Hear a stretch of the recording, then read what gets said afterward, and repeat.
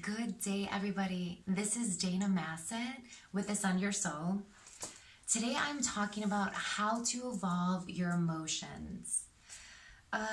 So emotions can be really triggering, really hard to deal with. I feel a lot of us just want to avoid our emotions, suppress them, deny them, so on and so forth.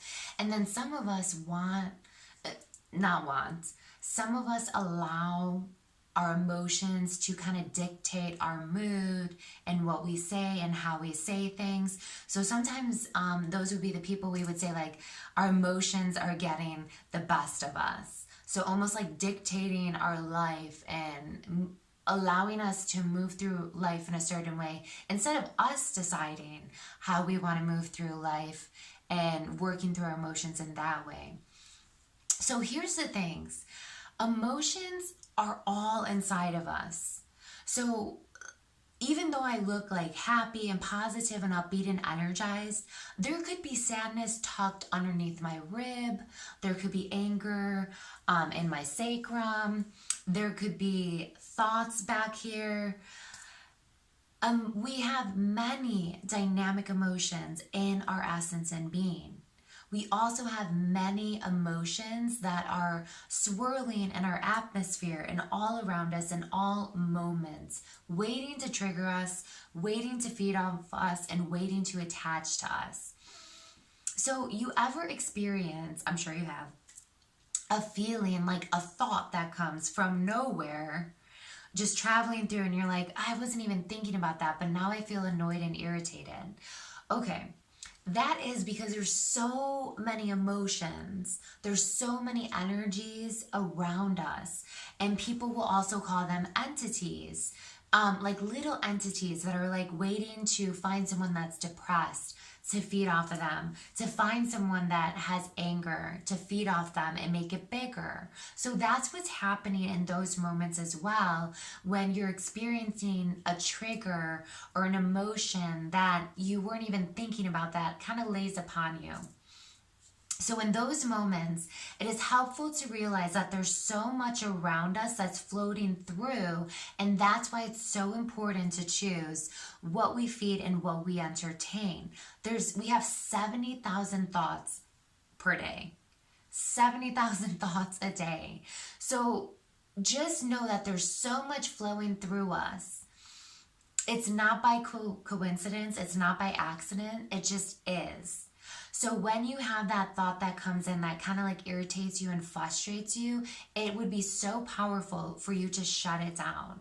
Whether you have a mantra or you just say, I'm choosing not to feed that.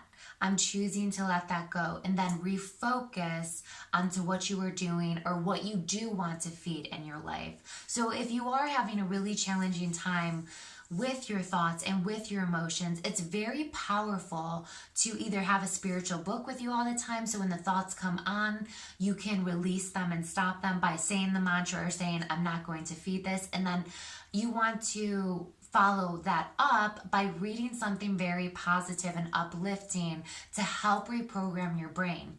Your brain can be reprogrammed, and the truth of the matter is your brain might be operating in a faulty way, meaning not serving your highest good.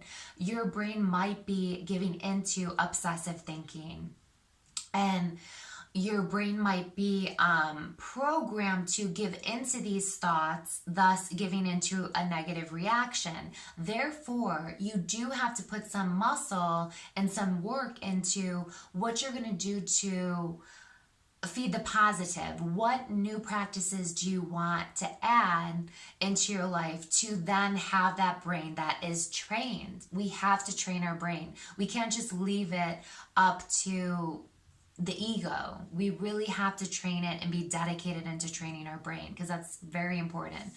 Okay, so you would have your spiritual book with you to read maybe like a paragraph or a couple sentences to uplift you. Also, you can have affirmations with you.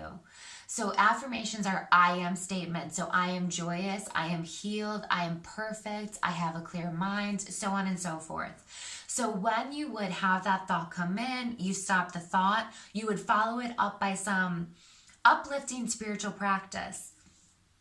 Okay, The other part of evolving your emotions is when the thought comes up, have some separation with the emotion and the thought. Kind of become the observer of your thoughts.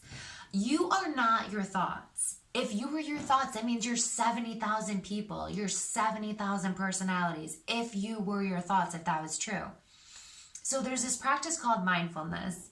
So what you do is you hear the thought or you feel the feeling and you're like, oh, that's interesting. And when you do that, you're kind of separating from that thought and that feeling, and you're allowing it to kind of just hang out here, but it's not interacting with you. It's not taking over. It's not interfering. You're kind of like, that's interesting. So why would this happen? Say if you're having a conversation with someone and they say something and you kind of like get this feeling. Maybe the feeling is some type of insecurity or something, or maybe you even have the thought like, man, I wish I had what they have. So it could be a thought or it could be a feeling. I want you to treat it the same. So you kind of like, oh, that's interesting that I had that thought. And you kind of like laugh at yourself, like be light with yourself. We're a dynamic being. So we have high thoughts, lower thoughts. It's all cool. It's what we do with them that matters. So, oh, that's interesting that I like have this jealousy in me. I'm going to have to work on that, but you're not giving into it. You're like allowing it to like just be here and just wonder about it. Like, that's interesting that I have that, or that's interesting that I had that thought. You're being lighthearted about it. That is going to really help you not be in a reactive state, because it is so easy when an emotion comes up to start feeding it and feeding it and feeding it, and then more thoughts come, and then the puke of the reaction comes out. And there's no way to kind of clean that up, I'm not saying that that's not okay. Like you can react, like live your life, like make your choices. But if you want to be that evolved person and evolve your emotions, you do have to evolve your brain and your thinking, and you do have to handle your emotions in a more graceful, detached, mature way, I guess is the best way that I can explain it.